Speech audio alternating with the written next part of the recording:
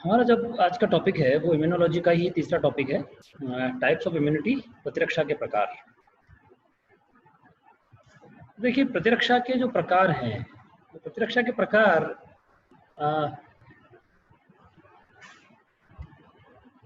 जब हम पढ़ते हैं तो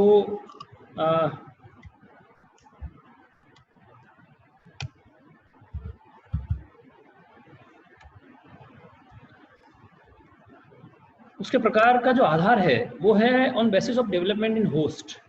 किस पोषक में वो कैसे डेवलप हुई है, उससे डेवलप होने का क्या आधार है, उस बेसिस के ऊपर हम इसके प्रकार बताते हैं। दो मुख्य रूप से प्रकार हैं इसके। पहला इन्नेट इम्यूनिटी, स्वभावज प्रतिरक्षा, और दूसरा जो होता है वो होता है एक्वायर्ड इम्यूनिटी। तो इन्नेट इम्यूनिटी है वो बाय बर्थ होती है। ऐसी इम्यूनिटी, ऐसी प्रतिरक्षा जो कि जीव जब पैदा होता है, मनुष्य जब पैदा होता है, तो पैदा होने के साथ ही वो इम्यूनिटी हम में रहती है। तो इस प्रकार की इम्यूनिटी कहलाती है इन्नेट इम्यूनिटी या स्वभावज या जन्मजात प्रतिरक्षा। अब जो जन्मजात प्रतिरक्षा है वो व्यक्ति के शरीर के जो विभिन्न संरचनाएं हैं, स्ट्रक्चर है, या उसकी जो विभिन्न कारिकीय स्ट्रक्चर्स हैं, फिजियोलॉजिकल स्ट्रक्चर्स हैं, या फिर उसके जो सेल्स हैं या सिस्टम्स हैं, उनके कारण उसकी इम्यूनिटी होती है। तो इन्नेट इम्यूनिटी का जो पहला एक टाइप है, पहला जो उसका प्रकार है वो है एनाटॉमिकल बैरियर। जैसे कि स्किन है, त्वचा है, तो स्किन जो है वो हमारे शरीर के अंदर विभिन्न प्रकार के रोगाणुओं का, पैथोजन को प्रवेश करने से रोकती है। नेसल हेयर्स है, नाक में जो बाल हैं, या म्यूकस है, नाक के अंदर जो म्यूकस है, या मुंह में जो सलाइवा है, या सीलिया है, जो हेयर्स हैं, वो हेयर जो है बॉडी के अंदर, शरीर के अंदर विभिन्न प्रकार के पैथोजन्स को या एंटीजन को जाने से रोकती है। स्किन अपने आप में एक बैरियर है। स्किन अपने आप में एक बैरियर है जो कि नहीं जाने देता है किसी पैथोजन को होकर के बॉडी के अंदर घुसने नहीं देता है। म्यूकस जो है वो चाहे नाक में हो, चाहे लार में हो, मुंह में, उसमें स्पेसिफिक टाइप ऑफ एंजाइम्स हैं, और वो एंजाइम्स हैं या फिर वाटर कंटेंट ज़्यादा है, या फिर उसकी जो प्रॉपर्टी है बैक्टीरिया को चिपकाने की, अधेर करने की, वो सब जो है बैक्टीरिया को बॉडी के अंदर जाने से रोकती है। तो फर्स्ट जो हमारा एक लाइन ऑफ डिफेंस है, वो ये फर्स्ट लाइन ऑफ डिफेंस बनाती है, प्रथम सुरक्षा प्रणाली बनाता है, जो कि जीवाणुओं को अंदर जाने से, पैथोजन को अंदर जाने से रोकती है। फिजियोलॉजिकल बैरियर्स हैं, जब अंदर जीव चला गया, तो अंदर जीव जाने के बाद भी, बैक्टीरिया चला गया, पैथोजन चला गया, तो अंदर जाने के बाद भी बॉडी का ये प्रयास रहता है कि वो अंदर इम्यून सिस्टम को एक्टिवेट न होना पड़े, वो उसको ब्लड तक नहीं जाने दे। फॉर एग्जांपल जैसे माइक्रो ऑर्गेनिजम्स हैं, हमारी जो बॉडी के अंदर जो माइक्रो ऑर्गेनिजम्स होते हैं, जो कि एक इंटेस्टाइनल फ्लोरा है, वो इंटेस्टाइनल फ्लोरा भी जो है वो भी इनको रोकता है, बैक्टीरिया को, जो पैथोजेंस हैं उन पैथोजन को अंदर जाने से रोकने का काम करता है। पर जो बॉडी का टेम्परेचर है, ह्यूमन बॉडी का जैसे कि एक स्पेसिफिक टेम्परेचर है, उस टेम्परेचर के अंदर भी कई पैथोजन या बैक्टीरिया हैं वो सर्वाइव नहीं कर पाते हैं। तो वो टेम्परेचर भी एक तरह से पैथोजन को अंदर एंट्री लेने से रोकता है। पीएच स्पेसिफिक पीएच है हमारे ब्लड का, स्पेसिफिक पीएच है डिफरेंट जो सिस्टम के अंदर जो फ्लूइड होते हैं उन फ्लूइड का। तो वो सारा पीएच, हर बैक्टीरिया के सर्वाइवल के लिए, जीवित रहने के लिए उनका एक पीएच उनका एक ऑप्टिमम होता है, जिसके ऊपर उनका सर्वाइवल पॉसिबल होता है।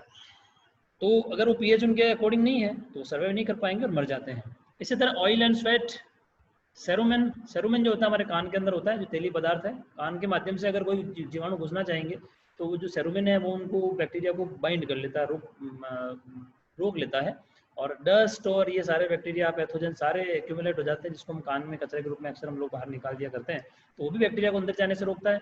इसके अलावा ऑयल और स्वेट, जो बॉडी से जो ऑयल निकलता है, जो हमारे स्किन के ऊपर जो हेयर्स हैं, उन हेयर से जो ऑयल ग्लैंड्स जो एसोसिएटेड हैं, उनसे जो ऑयल निकलता है, वो ऑयल क्या करता है, पैथोजन को एडेर कर लेता है, चिपका लेता है, अंदर जाने से रोकता है। स्वेट जो है, स्वेट अपने आप में, क्योंकि उसमें साल्ट होता है, साल्ट होने के कारण बैक्टीरिया, उस स्वेट के संपर्क में आने पर बैक्टीरिया जो है वो ऑस्मोसिस के कारण उनकी डेथ हो जाती है, वो सर्वाइव नहीं कर पाते हैं।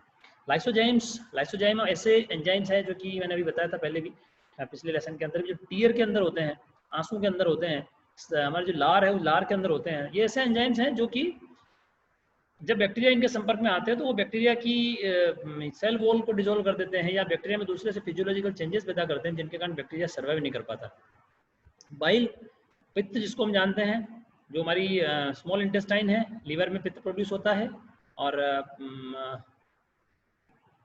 जो गाल ब्लैडर है उसमें स्टोर रहता है, और टाइम टाइम पर जब भी फूड का डाइजेशन करना होता है तो बाइल सीक्रेट होता है। तो बाइल जो होता है उसके अंदर भी डिफरेंट एंजाइम्स होते हैं, वो भी बैक्टीरिया को सर्वाइव नहीं करने देते हैं।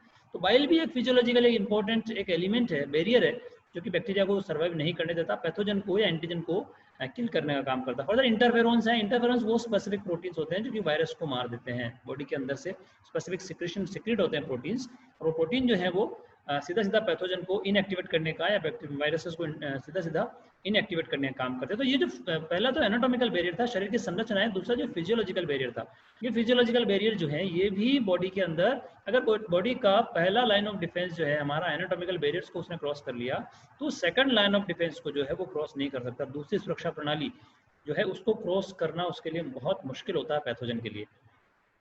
फर्दर कुछ फेगोसाइटिक बैरियर्स भी हैं, माना कि ब्लड के अंदर वो पहुंच भी गया, तो ब्लड के अंदर पहुंचने के बाद जो WBCs हैं या मैक्रोफेजेस हैं या लिम्फोसाइट्स हैं, वो क्या करती हैं, उनको फेगोसाइटोसिस के द्वारा उनको डिस्ट्रॉय कर देती है। तो ये भी एक बड़ा एक बैरियर होता है। इन्फ्लेमेशन, जो मास सेल्स हैं, इससे हिस्टामिन वगैरह सीक्रेट होता है टिश्यू से, कनेक्टिव टिश्यू से, उनके कारण एक इन्फ्लेमेशन कोज होता है, जहाँ बॉडी को पर्टिकुलर जहाँ इन्फेक्शन होता है वहाँ का टेम्परेचर राइज हो जाता है, और इसके कारण जो ब्लड सप्लाई वगैरह वो वहाँ बढ़ जाती है, रेडिश हो जाता है। तो इन्फ्लेमेशन जो है ये भी इस चीज़ का इंडिकेशन है कि वहाँ पर्टिकुलर जो है वो इन्फेक्शन है, तो वहाँ जो दूसरे सेल्स है वो वहाँ पहुँच करके और उनको डिस्ट्रॉय करने का काम करती है।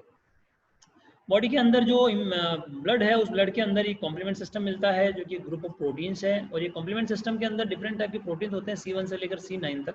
और ये C1 से लेकर C9 तक प्रोटीन वैसे तो अलग अलग रहते हैं, लेकिन जो ही इनको पर्टिकुलर कोई टारगेट जब सेल मिल जाती है, टारगेट सेल हम मिलने के बाद ये एक के बाद एक इनमें रिएक्शंस होती हैं, और रिएक्शन के बाद एक के बाद एक जुड़ करके और अल्टीमेटली बैक्टीरिया या एंटीजन या कोई भी है ऐसा पैथोजन, तो उसकी जो सेल वॉल है उसके अंदर छेद कर देते हैं, अल्टीमेटली उसको डिस्ट्रॉय कर देते हैं।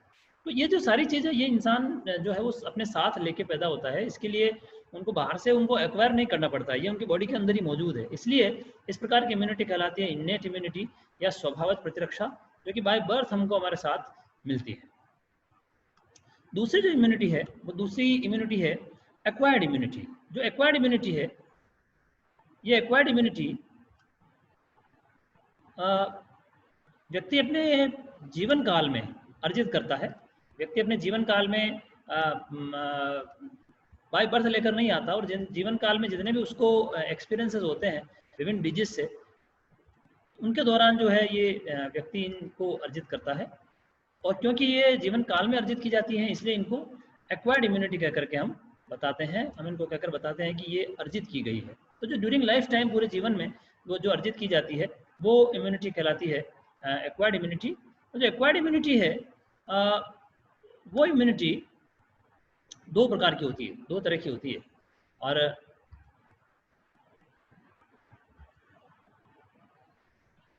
इसके दो प्रकार हैं। एक तो एक्टिव एक्वायर्ड इम्यूनिटी और दूसरा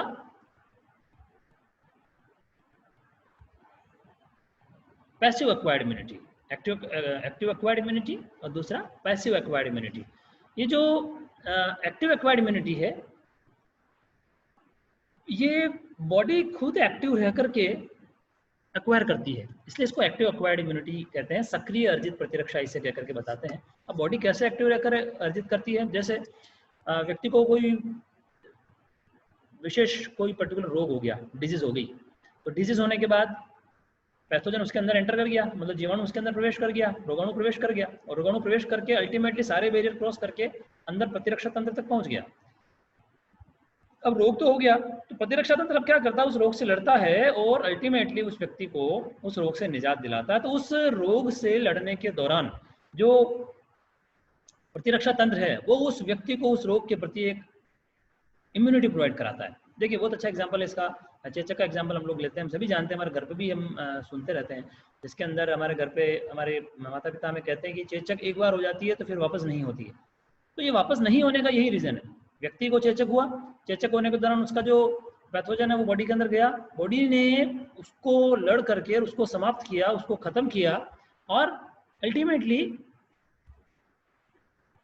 उसको उसमें एक पर्टिकुलर उसके प्रति एक प्रतिरक्षा डेवलप हो गई, जिसने उसको वापिस भविष्य में उस रोग को होने से रोका।